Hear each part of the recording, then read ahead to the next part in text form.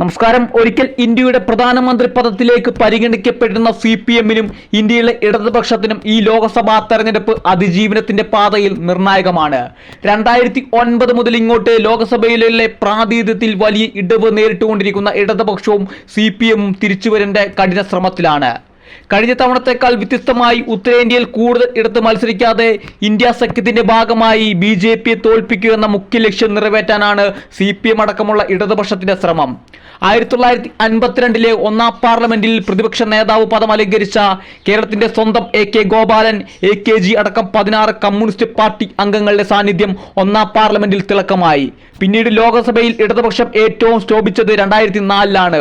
ഒന്നാം UPA സർക്കാരിന്റെ പുറത്തുനിന്ന് പിന്തുണ നൽകി ഇടത് പാർട്ടികൾ ദേശീയ രാഷ്ട്രീയത്തിൽ ശക്തിയായി.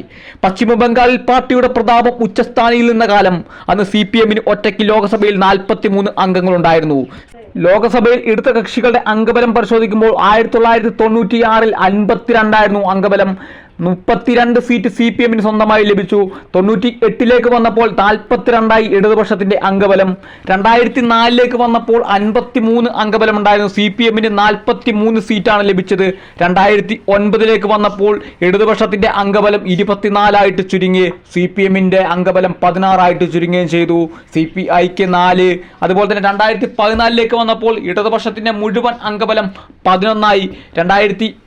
2014 മാത്രം 9 അംഗങ്ങളാണ് CPM-നുണ്ടായിരുന്നത്. CPI-ക്ക് 1 സീറ്റും RSPക്ക് 1 സീറ്റുമാണ് ലഭിച്ചത്. 2019-ലേക്ക് വരുമ്പോൾ 6 അംഗബലം മാത്രമാണ്. ഇടത് കക്ഷികളുടെ ആയിട്ടുള്ള അംഗബലം 6ആണ്. CPM-ന് 3 സീറ്റ്, അതുപോലെ CPI-ക്ക് 2, RSPക്ക് 1 സീറ്റ് വീതമാണ് 2019 ഉണ്ടായിരുന്നത്.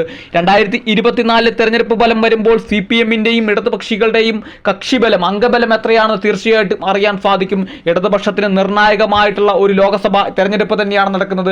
അവരുടെ അംഗസംഖ്യ വർദ്ധിപ്പിക്കാൻ കഴിഞ്ഞില്ലെങ്കിൽ ദേശീയ പാർട്ടി പദവി പോലും നഷ്ടപ്പെടുന്ന ഒരു സാഹചര്യത്തിൽ തന്നെയാണ് ഇടതുപക്ഷം നിൽക്കുന്നത്.